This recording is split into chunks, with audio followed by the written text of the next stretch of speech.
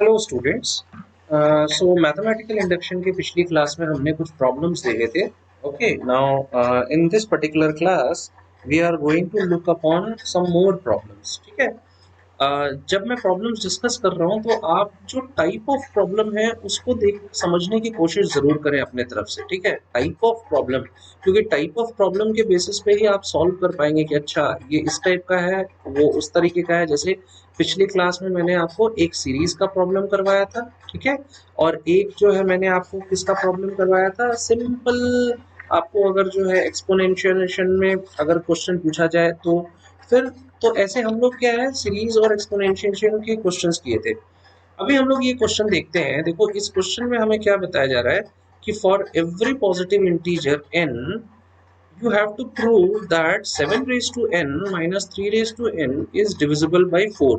तो एक ये नया प्रॉब्लम आया। ये प्रॉब्लम कौन सा है टाइप, इसमें जो डिविजिबिलिटी आती है कि भाई कोई कोई एक इक्वेशन दिया रहेगा या कोई एक आपको जो है स्टेटमेंट दिया रहेगा इन टर्म्स ऑफ n, और वो बोलेगा कि डिविजिबल बाई 4 है, 24 है, 5 है, 7 है। ये आपको प्रूफ करना है, करेक्ट।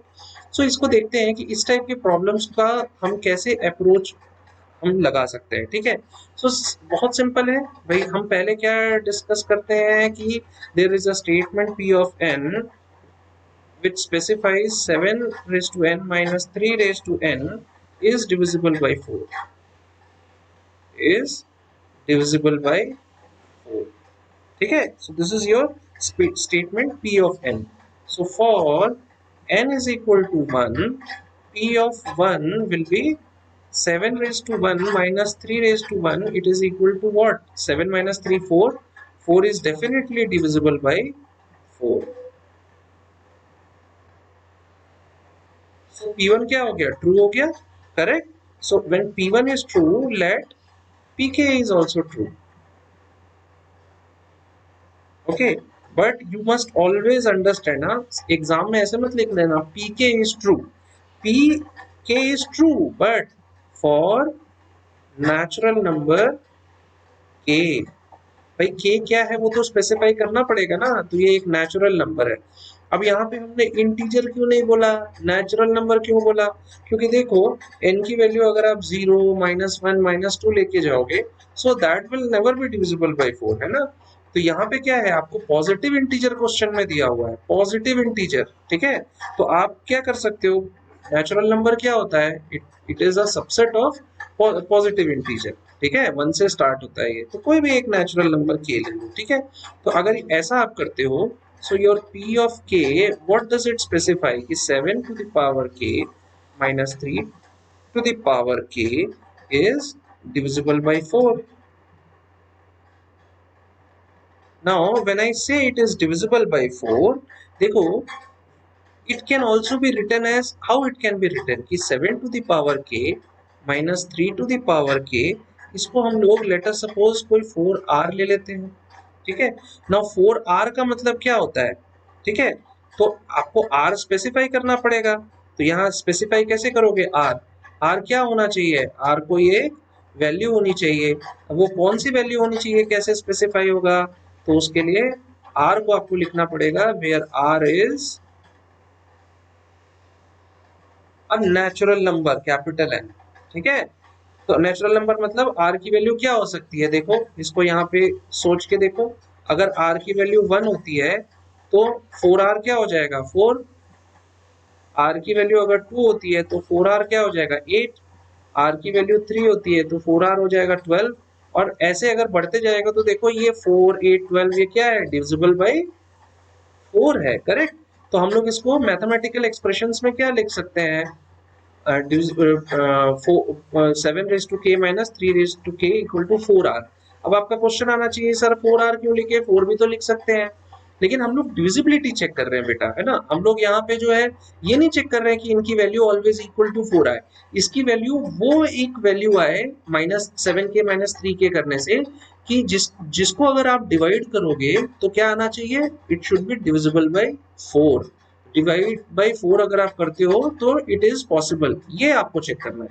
इसीलिए हमने क्या किया कि एक इक्वेशन डेवलप किया 7 के -3 के इक्वल टू 4r, करेक्ट।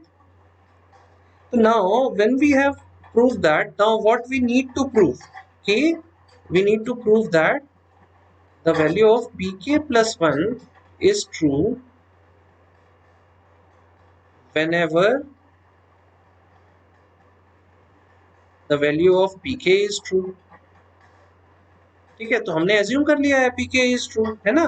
तो भाई आप इस इक्वेशन में डाल दो, तो क्या होगा 7 raise to k plus 1 minus 3 raise to k plus 1, ठीक है, क्योंकि n 7 raise to n minus 3 raise to n था, उसमें k प्लस 1 मैंने डाल दिया, ठीक है।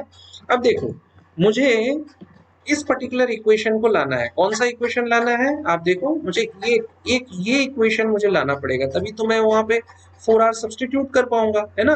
तो उसके लिए हमें क्या करना पड़ेगा, हमें कुछ जो है यहाँ पे चेंजेस करने पड़ेंगे, सोचना है कि क्या चेंजेस कर सकते हैं।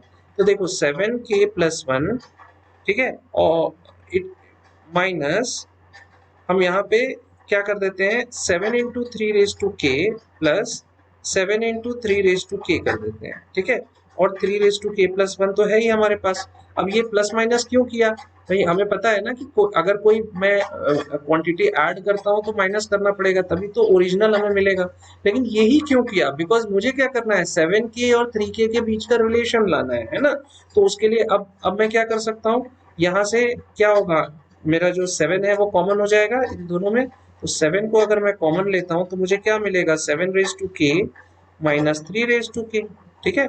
और यहाँ पे मैं क्या कॉमन ले सकता हूँ, तो देखो यहाँ पे मैं अगर मैं यहाँ पे 3k को कॉमन लेता हूँ तो यहाँ पे क्या मिलेगा मुझे 7 माइनस 3, करेक्ट। 3k को कॉमन लूंगा तो 7, यहाँ 3 बचेगा, यहाँ 7 माइनस 3।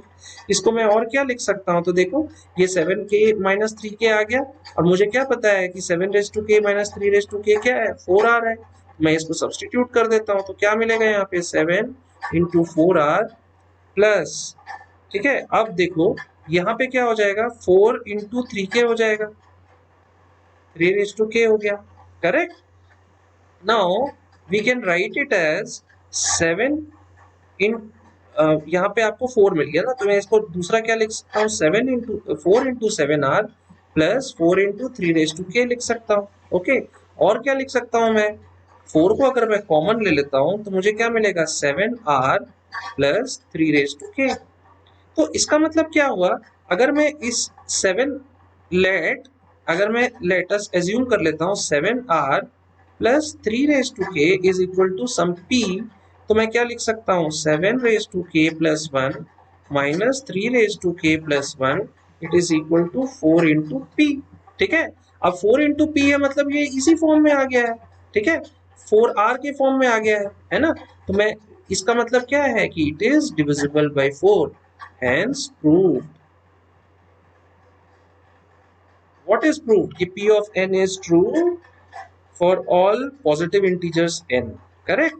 तो यही आपका ना एक वे है कि आप उसको स्टार्ट करोगे n इक्वल टू k की वैल्यू को लाके उसको इस तरीके से आप जो है आगे बढ़ाओगे कि आपको वो डिविजिबल बाय 4 मिल के आएगा, ठीक है।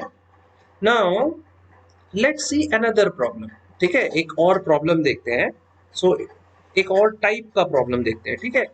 This problem states that you need to prove that 1 plus x to the power n is always greater than equal to 1 plus nx, ठीक है, for all n is a natural number, okay, and x is always greater than -1। ये आपका क्या है, एक problem है जिसको आपको प्रूफ करके दिखाना है, ठीक है। सो सिमिलरली आप यहाँ पे लिख सकते हो let there is a statement p of n such that 1 plus x to the power n is greater than equal to 1 plus nx, ठीक है। Now proof for p of 1, p of 1 अगर डालते हो तो क्या आ जाएगा 1 plus x, n की value क्या हो गई 1 आ गई, it is greater than equal to 1 plus x, n की वैल्यू फिर 1 आ गई यहाँ पे, 1 plus x greater than equal to 1 plus x which is true. तो p of 1 क्या हो गया हमारा, प्रूफ हो गया कि भाई इट इज करेक्ट। नाउ हम लोग क्या चेक करेंगे कि भाई हम एज्यूम क्या करेंगे कि p of k is true, तो इसके केस में आपका जो इक्वेशन आएगा वो क्या आएगा, n की वैल्यू पे k पुट अप कर दो, 1 प्लस के एक्स, ठीक है।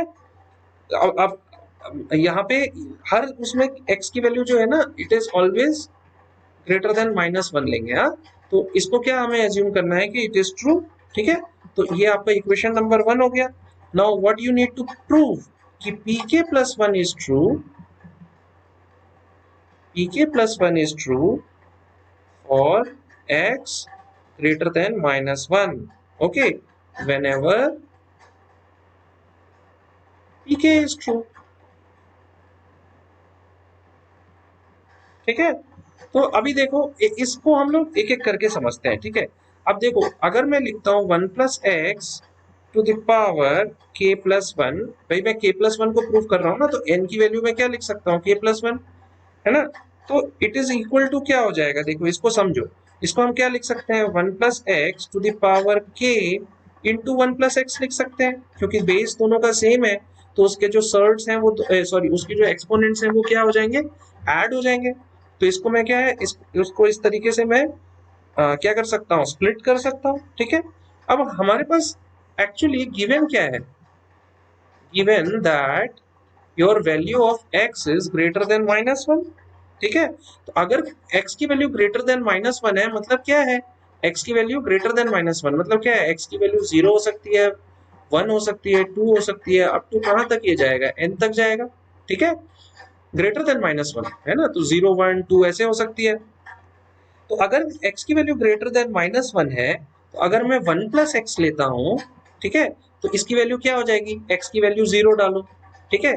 तो x की वैल्यू 0 है तो 1 होगी, x की वैल्यू 1 है तो 2 होगी, 3 है, x की वैल्यू 2 है तो 3 होगी, है ना। इस तरीके से बढ़ते जाएगा।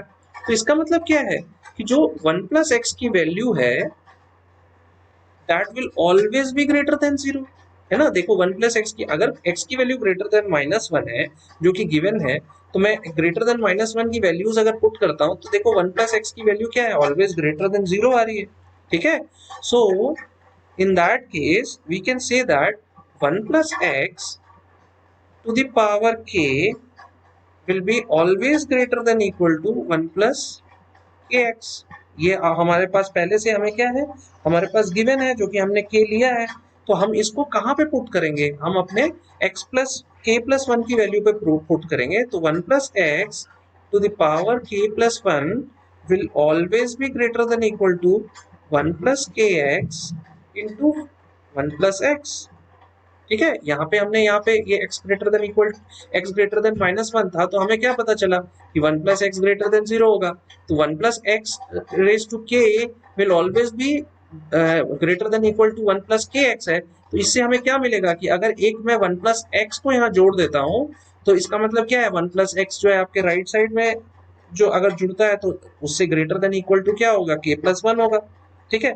इसको हम और क्या लिख सकते हैं, इसको हम लिख सकते हैं 1 plus x to the power k plus 1 is greater than equal to, मैं इसको और क्या, मैं इसको स्प्लिट कर सकता हूँ, ठीक है। 1 प्लस एक्स प्लस के एक्स प्लस के एक्स स्क्वायर, ठीक है।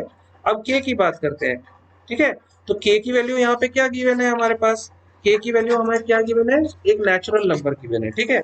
So we have k that belongs to capital N, capital N क्या होता है, नेचुरल नंबर, ठीक है। ऑल्सो देखो x की वैल्यू तो यहाँ पे क्या गिवन है, ग्रेटर देन -1 है। तो हम लोग अगर इसका x स्क्वायर करते हैं, इंप्लाइज अगर हम x स्क्वायर करते हैं तो x स्क्वायर की वैल्यू क्या होगी, always greater than equal to 0 होगी, ठीक है। क्यों ग्रेटर देन इक्वल टू 0 होगी, तो इसको पुट करो, x की वैल्यू अगर हम पुट करते हैं, मान लो कि ग्रेटर देन -1 है ना, 0 पुट करते हैं तो x स्क्वायर क्या हो जाएगा, 0। x की वैल्यू अगर 1 लेते हैं तो x स्क्वायर क्या हो जाएगा, 1 हो जाएगा।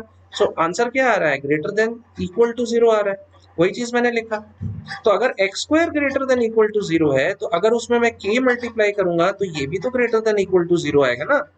तो इसके कारण हम लोग एक इक्वेशन जो हमारे पास मिला है that is 1 plus x plus के एक्स स्क्वायर, इसको हम लोग क्या कह सकते हैं कि it is always greater than equal to what, 1 plus x k x.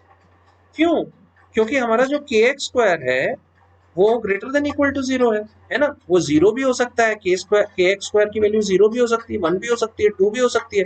तो greater than equal to zero है तो इसका मतलब क्या है कि इस ग्रेटर देन इक्वल टू इतना तो होगा, करेक्ट, क्योंकि ये एडेड, देखो 1 प्लस एक्स प्लस के एक्स जो है इसकी वैल्यू में के एक्स स्क्वायर एड हुआ है, ठीक है।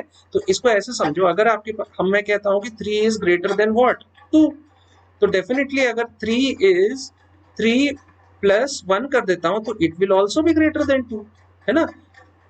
तो इसका मतलब क्या होता है कि अगर 3 is greater than equal to 3 लिखता हूं तो 3 प्लस 1 लिखता हूं तो it will also be greater than equal to 3। तो वही चीज यहाँ पे हुआ है। तो ये के एक्स स्क्वायर को यहाँ पे अगर आप 0 लेते हैं, 1 लेते हैं, तो वो क्या होगा, greater than equal to 1 plus x plus के एक्स मिनिमम तो होगा। तो इसीलिए दस your value of 1 plus x to the power k plus 1 will always be greater than equal to what, 1 plus x plus kx। अब आपका question वही होगा कि भाई ये कैसे आपने कर दिया। तो देखो यहाँ पे एक इक्वेशन है, वो क्या कहता है कि 1 plus x k plus 1 is greater than equal to इतना। तो मान लो इसको मान लेते हैं ए, इसको मान लेते हैं बी, ओके। और फिर यही बी जो है यहाँ पे गिवन है कि ये भाई इसको मान लेते हैं बी, इसको मान लेते हैं सी, ओके। तो आपका क्या निकल रहा है कि A is greater than equal to B, B is greater than equal to C, तो A is greater than equal to C होता है ना। ये आप जानते हो, ये अभी तक आपने क्लास 10 तक आपने ये रिलेशन के बारे में समझा है। सो इससे क्या हमें मिलेगा कि ए, ये क्या है आपका ए है, A is greater than equal to C मिल गया आपको, ठीक है। तो देयरफॉर इसको और क्या लिख सकते हो आप, 1 plus x to the power के plus 1 is greater than equal to 1 plus के एक्स, ओके। तो इससे क्या पता चला आपको कि सॉरी 1 प्लस के एक्स, क्योंकि x जो है वो कॉमन निकल जाएगा, है ना। तो इससे क्या पता चला आपको, इससे ये पता चला कि जो आपका जो वैल्यू यहाँ पे आपको मिल रहा है, what is that value, value of 1 plus के, 1 प्लस के, है ना। यह क्या है, n है, ठीक है। तो ये आपको क्या होता है कि LHS is greater than equal to RHS, so it is hence proved, correct. तो इससे हमें क्या पता चला, एक अलग टाइप का प्रॉब्लम अभी समझने को मिला। वो क्या समझने को मिला कि योर अगर आपको कोई रिलेशन दिया होता है इस तरीके से, तो आपको उन रिलेशंस के बीच में जो है आपको सब रिलेशंस बना के इस तरीके से आगे बढ़ना है कि you get your final value in terms of k plus 1, ठीक है। ये k प्लस 1 बाई एन मत समझ लेना इसको, है ना। ये k प्लस 1 बाई एन नहीं है, ये मैं आपको एक्सप्लेन करने के लिए n यहाँ पे लिखा था, ठीक है ना। सो ये क्या है, 1 plus x k plus 1 greater than equal to 1 plus x k plus 1, यही तो आपको प्रूफ करना था, प्रूफ हो गया, करेक्ट। सो हम कुछ और प्रॉब्लम्स देखेंगे अपने अगले कुछ वीडियोस में। So till then thank you very much for listening to me, have a nice day.